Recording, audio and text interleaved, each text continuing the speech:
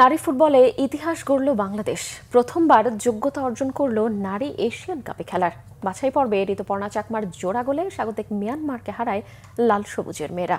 ইয়াঙ্গনে 2-1 গোলে জয় পায় তারা। টানা 2 জয়ে 6 পয়েন্ট নিয়ে গ্রুপ সিতে শীর্ষে বাংলাদেশ দল। মানিক মাহমুদের রিপোর্ট। বাংলাদেশের চেয়ে ফিফা র্যাঙ্কিংয়ে 73 ধাপ এগিয়ে মিয়ানমার। তার ওপর নারী এশিয়ান কাপ বাছাই পর্বে সি গ্রুপের স্বাগতিক দলও তারা খেলছে নিজেদের পরিচিত পরিবেশে। গ্রুপের হট ফেভারিট দলটি।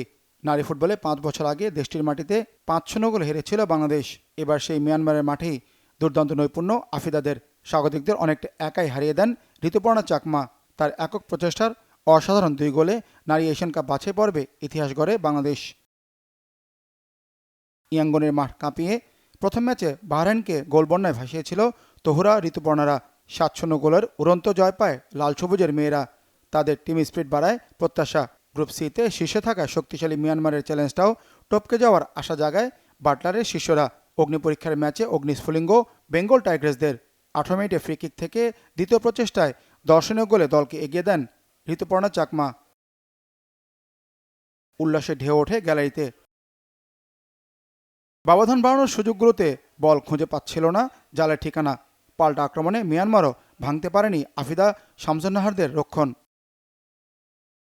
72 মিনিটে আবারও ঋতুপর্ণার ঝলক। বাঁ প্রান্তে বল পেয়ে বক্সের বাইরে থেকে তার দুর্দান্ত শট। পরাস্ত স্বাগতিক মিয়ানমারের গোলরক্ষক। 2-0 এগিয়ে ম্যাচে পুরো আধিপত্য লাল সবুজের মেয়েদের। হিসেবে সমীকরণে গ্রুপ সিতে বাহরাইন তুর্কমেনিস্তান ম্যাচটি ড্র হলে অথবা তুর্কমেনিস্তান হারলে গ্রুপ সেরা হওয়ার পথ পরিষ্কার হবে বাংলাদেশের। তার আগে হারাতে হবে স্বাগতিক মিয়ানমারকে। 4 দলের লড়াইয়ে পয়েন্ট টেবিলের প্রথম 2 দল বাংলাদেশ ও মিয়ানমার। গ্রুপ পর্বের লড়াই শেষে 2 দলের পয়েন্ট সমান হলেও হেড টু হেডে এগিয়ে থাকায় গ্রুপ চ্যাম্পিয়ন হবে লাল সবুজের দল। টুর্নামেন্টের নিয়ম অনুযায়ী বাছাই পর্বে গ্রুপ সেরা দল পাবে মূল পর্বে খেলার টিকিট। পিছিয়ে পড়ে ম্যাচে ফেরার প্রাণপণ চেষ্টায় একটি গোল শোধ করে স্বাগতিকরা, কিন্তু শেষ রক্ষা হয়নি তাদের। 2-1 দাপটে জয় তুলে নেয় কোচ পিটার বাটলারের দল। বাছাই পর্বে এদিন বাহরাইন তুর্কমেনিস্তান ম্যাচটি গোলশূন্য ড্র হয়। 1 ম্যাচ হাতে রেখেই গ্রুপ চ্যাম্পিয়ন নিশ্চিত হয় বাংলাদেশের। প্রথমবার এশিয়ান ফুটবলের সর্বোচ্চ পর্যায়ে খেলার স্বপ্ন পূর্ণ হয় দুবারের সাফ চ্যাম্পিয়নদের। আগামী নারী এশিয়ান কাপ ফুটবল হবে 2026 সালের মার্চে অস্ট্রেলিয়ায়। বাছাই পর্বে 5 জুলাই তুর্কমেনিস্তানের বিপক্ষে গ্রুপ পর্বের শেষ ম্যাচ খেলবে আফিদারা। শিশুদের পারফরমেন্সে বেশ উচ্ছ্বসিত ও ঋতুপর্ণার প্রশংসায় পঞ্চমুখ কোচ পিটার বাটলার। আমাদের একটা পরিকল্পনা ছিল, সেজন্য নিখুঁতভাবে প্রস্তুতি নিয়েছি। মিয়ানমার তাদের পাসিং ফুটবলটা সেভাবে মেলে ধরতে পারেনি। তারা 1-2 বার আমাদের সমস্যায় ফেলতে পেরেছে। সত্যি বলতে আমার খেলোয়াড়দের পুরো কৃতিত্ব দিতে হবে।